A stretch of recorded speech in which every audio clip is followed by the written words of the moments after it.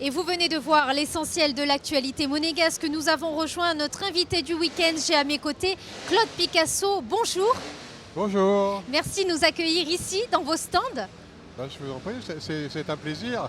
Alors, vous êtes le fils du célèbre peintre Pablo Picasso, mais ce n'est pas dans le domaine de la peinture que nous vous retrouvons, plutôt dans le domaine de l'automobile, puisque vous participez aujourd'hui à la 10e édition du Grand Prix historique de Monaco. J'aimerais savoir d'où est née cette passion. Il me semble qu'elle vient d'une voiture, l'acquisition d'une voiture, une 300 SL. Oui, exactement, une 300 SL Papillon, que j'ai reçue parce qu'un ami de mon père, qui était un photographe, qui avait cette voiture depuis toujours, m'a dit j'ai 80 ans, je m'en sépare, je veux plus. Je dis mais c'est pas possible, il faut que tu la gardes. Enfin bon, c'est excité. Et puis j'ai dit bon, si c'est comme ça, c'est pour moi, ça reste dans la famille. Et voilà, c'est parti. Et donc du vous coup, avez fait beaucoup de courses. J'ai demandé qu'est-ce que je fais avec ce truc, je ne sais pas quoi faire avec. On m'a dit mais il y a des rallyes, des trucs. Alors je me suis mis dans un rallye, un autre. Et finalement, j'ai essayé toutes sortes de choses comme le circuit, la glace, le tour du monde, enfin le Sahara, tout ce qu'on veut. Et voilà. Et d'un seul coup, me voilà à Monaco, une chose que je n'avais pas faite. Donc c'est grâce finalement à cette 300 SL que vous vous retrouvez ici sur le circuit du Grand Prix historique de Monaco. J'aimerais savoir qu'est-ce qu'elle vous apporte cette course. Qu'est-ce qu'il y a de si particulier en principauté? Ce qu'il y a de particulier, c'est que je participe avec une voiture qui a le même âge que moi. Ça veut dire que c'est vraiment pas... que c'est mon anniversaire dimanche, donc on va fêter notre anniversaire ensemble.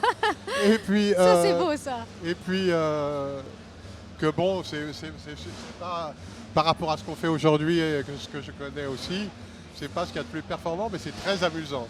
Et c'est très amusant parce que d'imaginer qu'à l'époque, c'était très c'était ce qu'on faisait de mieux. Alors ce qui est intéressant avec les voitures de course, c'est que quelque âge qu'elles aient, c'est toujours le top de ce qu'on fait à un moment donné. Et aujourd'hui, moi comme j'aime bien tout ce qui est nouveau et l'histoire, aujourd'hui je conduis une Tesla, qui est la suite de l'histoire. On va voir, peut-être qu'on va courir avec une Tesla. Pour terminer Claude, un mot sur cette voiture. Vous faites partie de la série B. Il faut expliquer aux téléspectateurs que le Grand Prix historique se compose en plusieurs séries. La série B correspond finalement à des anciennes F1, F2 fabriquées avant 1961. Alors, est-ce qu'elle a une histoire cette voiture?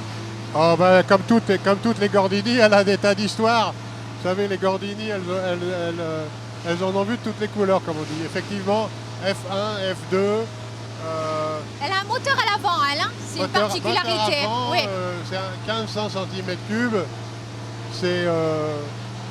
C'est bien, quoi. Elle est heureusement très légère. C'est fiable? Fiable? Oui. Aujourd'hui, oui. À l'époque, moins. C'est vrai. Mais bon, c'était comme ça. C'était le jeu. Hein. Qui vous la prépare? Parce que j'imagine que les pièces ne se trouvent pas aujourd'hui et qu'il faut les usiner. C'est particulier, ça aussi. Hein. Ouais, c'est Zigzag. D'accord. Mais qui fait la préparation, l'entretien, etc. Oui. Merci en tout cas Claude Picasso pour nous avoir accueillis ici dans les stands. Vous le voyez, c'est très bruyant, mais les voitures s'apprêtent à prendre le départ. Merci en tout cas et à très bientôt. On vous souhaite évidemment de finir cette course sans casse, j'espère. Ah, on va finir, on va finir. J'espère. Là pour s'amuser, pour le plaisir, quoi. Je ne vais pas pouvoir battre les Maserati, il n'y a rien à faire. Ils sont beaucoup plus jeunes. Merci beaucoup. Merci aux équipes techniques de Monaco Info, évidemment, de toujours s'adapter. Merci à l'Automobile Club de Monaco de nous avoir permis de tourner ici. Et on se quitte sur la météo. Très bon week-end à tous.